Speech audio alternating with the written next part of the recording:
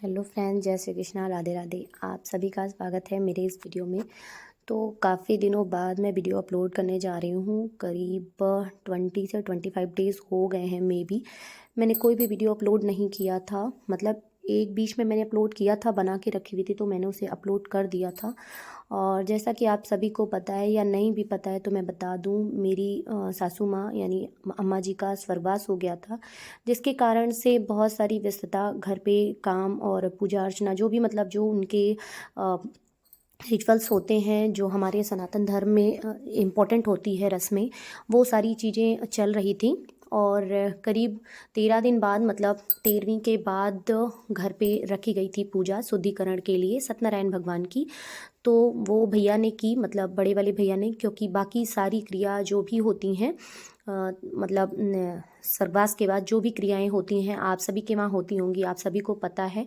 तो वो सारी क्रियाएं भैया ने की थी, तो उनका शुद्धिकरण विशेष था। और बाकी सब ने भी, हम सब ने भी पूजा अर्चना, मतलब पूजा में सम्मिलित हुए हम सब भी, और पूजा किए। तो अम्मा जी यहीं पर रहती थी हम ही लोग के पास, तो यहीं पर उनका स्वर्गवास हुआ था।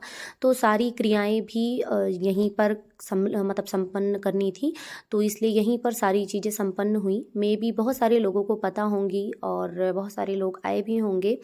और मतलब जो जो वीडियो देखते हैं उसमें से बहुत सारे लोग ऐसे रिलेटिव्स होंगे या जान पहचान के होंगे, वो आए भी होंगे।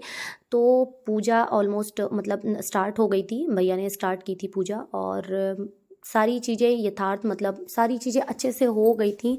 और ऐसी स्थिति में आप सभी जानते ही हैं कि पूजा, मतलब पूजा वगैरह बंद रहती है और 15 दिनों तक।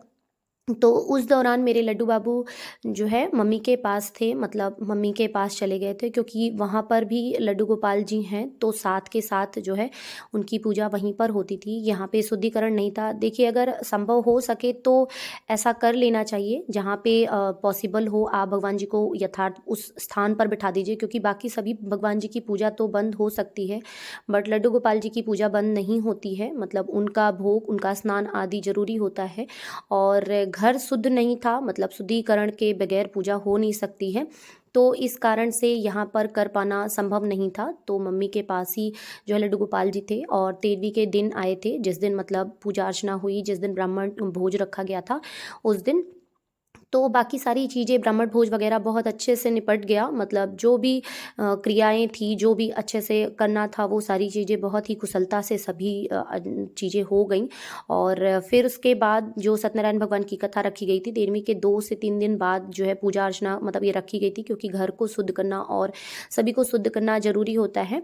और भगवान जी का, मतलब कहते हैं हम लोग के नियम के अनुसार, सनातन धर्म के नियम के अनुसार जो है एक सत्यनारायण भगवान की कथा जो है इम्पोर्टेंट होती है घर में, तो वो ज़रूरी होती है। और बच्चे भी साथ के साथ हवन कर रहे थे, बाकी सारे लोगों ने भी किया, मतलब स्टेप बाय स्टेप, क्योंकि सभी जितने भी लोग इस चीज़ में सम्मिलित थे और जो भी लोग इस समय अवेलेबल हैं घर में, मतलब मौजूद हैं, तो उन सभी की शुद्धिकरण ज़रूरी है। तो ये सारे लोग भी, मतलब ये छोटी सी बच्ची भी है, भांजी है, तो ये भी मतलब पूजा में सम्मिलित है। मतलब बहुत सारे लोग सम्मिलित थे, जो जो घर में अवेलेबल थे उस समय पे, उन सभी ने पूजा की थी और सभी ने इस पूजा में भाग लिया।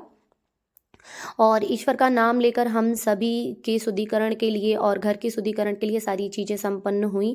और ऐसे में, ऐसी स्थिति में कुछ कह पाना मुश्किल होता है। मतलब ऐसे में क्या कहूँ, और जैसे कि शब्द ही नहीं मिलते हैं। बट बस यही कहूँगी कि ईश्वर ऐसी स्थिति में सभी के यहाँ, मतलब भगवान ना करे ऐसी स्थिति किसी के यहाँ जो है प्रेजेंट हो, और मतलब हो। और अगर होती है, देखिए होनी को कोई नहीं टाल सकता, और जो अटल सत्य है वो है मृत्यु, वो होनी ही होनी है। बस ऐसी स्थिति में ईश्वर उस व्यक्ति को, उसके परिवार को जो है शक्ति दे इस चीज़ को झेलने की। क्योंकि देखिए, कोई कितना भी बुजुर्ग हो या कोई कितना भी बीमार हो, उसके जाने के बाद ना जो कष्ट होता है वो बयां कर पाना मुश्किल है।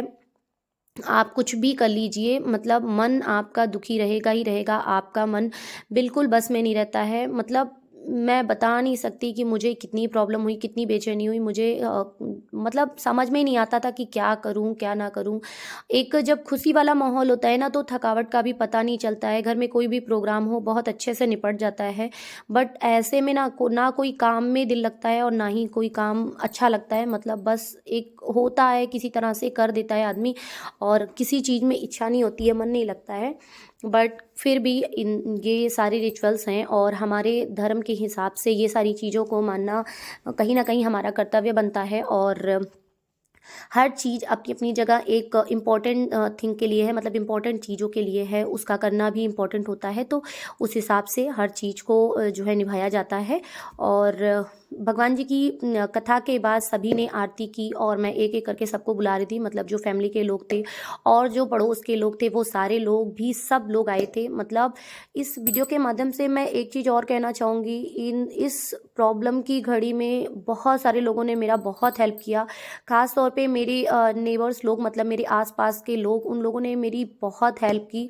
तो मैं इस वीडियो के माध्यम से उन्हें भी थैंक यू बोलना चाहूँगी, बहुत सारा थैंक यू।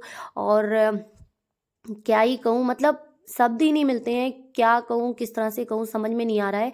आई होप आप समझ सकते हैं कि ऐसे समय में क्या कहना चाहिए। देखिए, मुझे नहीं पता, मैं पहली बार ऐसा कुछ देखी हूँ। और पापा ख़त्म हुए थे तो भी ऐसे ही स्थिति हुई थी, मतलब बिल्कुल दिमाग काम नहीं कर रहा था। बट हम लोग को संभालने के लिए मम्मी थी, तो कहीं ना कहीं एक मोटिवेशन था कि हाँ मम्मी हैं तो वो चीज़ों को संभाल लेंगी।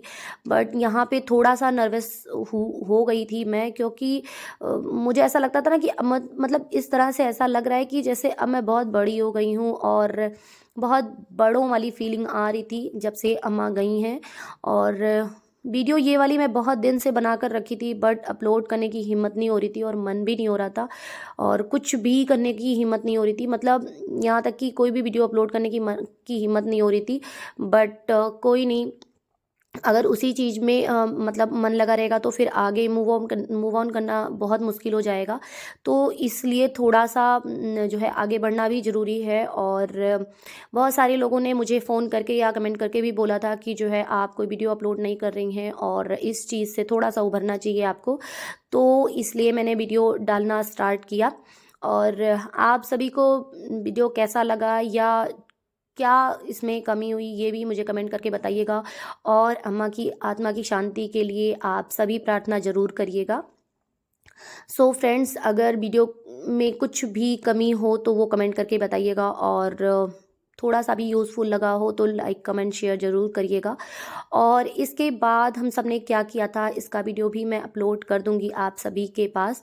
और बच्चों को तो कुछ पता ही नहीं होता है, बच्चे बस इधर उधर फुदकते रहते हैं। देखिए छोटे छोटे बच्चे कैसे इधर उधर खेल रहे हैं।